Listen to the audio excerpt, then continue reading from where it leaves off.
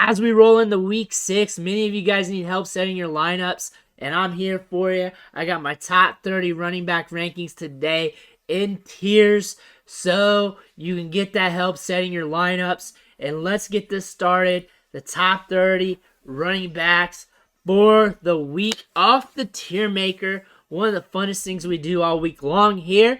And these are in tiers, so they're close to each other inside each other's tier. So that means they're valued kind of close. So if you like one over the other, go ahead and do what you want to do here.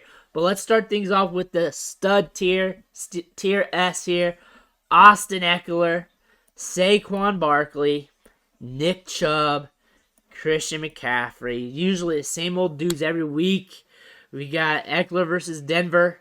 Usage in the passing game. Saquon Barkley, high-end workload always. Nick Chubb's been balling. Christian McCaffrey, potential workload. Tough matchup against the Rams on the road, but we'll see what happens. You're always starting him, so it's not like you're benching him at all, so it doesn't really matter. These guys, you can flip and flop them. I don't really care, but you're starting them no matter what. God bless you if you got to choose between Ekeler and Saquon or Ekeler and Chubb. God bless your team. God bless it. But if you have these guys on your roster, you're starting them. But let's go to Tier A here. Tier A is where things get kind of tricky. Ramondre Stevenson, Jonathan Taylor, Leonard Fournette, Alvin Kamara, Dalvin Cook, Aaron Jones, Joe Mixon. The big caveat here is Jonathan Taylor coming back from the injury, practicing. Looks like he's going to be playing. So we don't know if we're getting this type of production or production down here in the D range.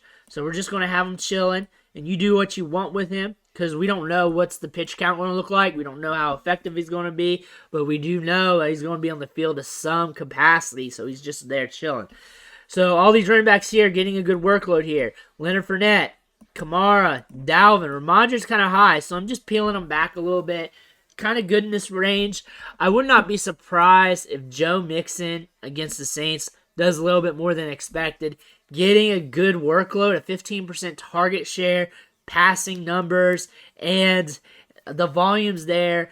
The Bengals, once they start clicking a little better, this could account to more production, but I don't want to be overzealous as well. Maybe move them ahead of Aaron Jones against the Jets. Jones sharing the backfield.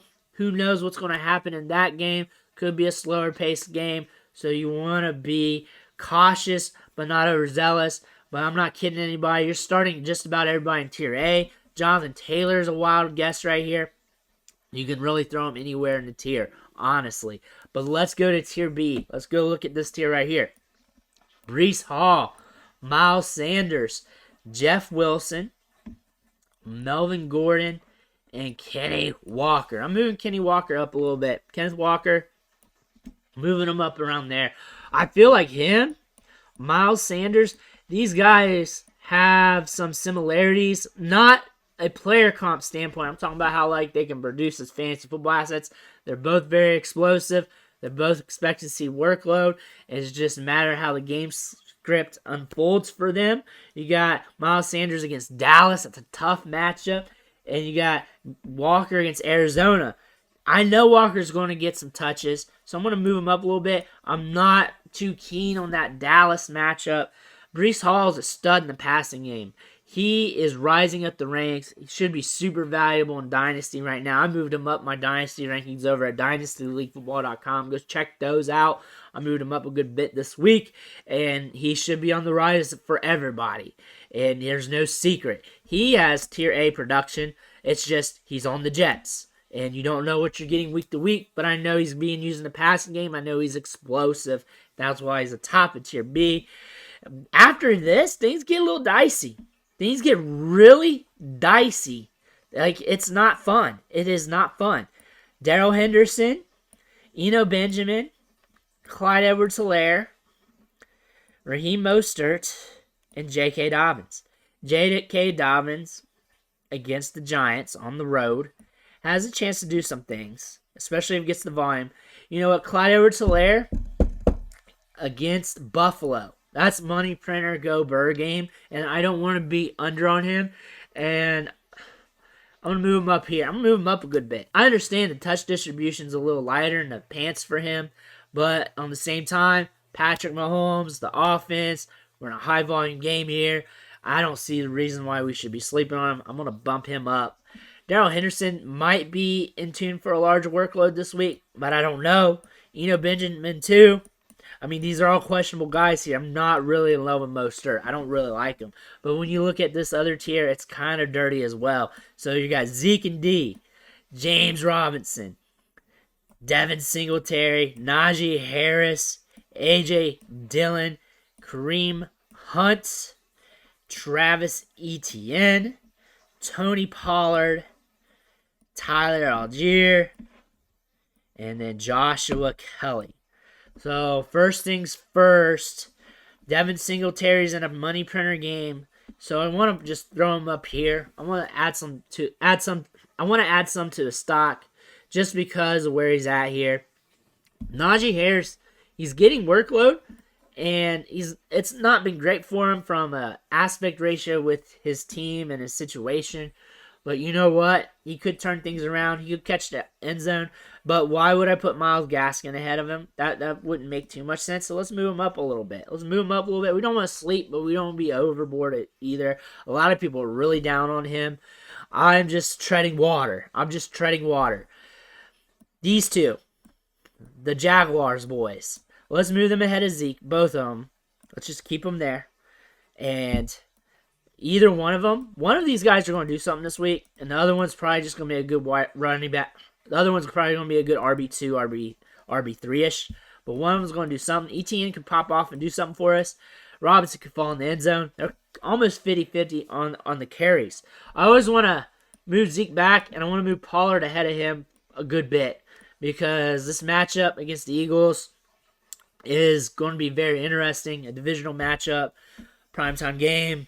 You never know what's going to happen, but Pollard's been more explosive.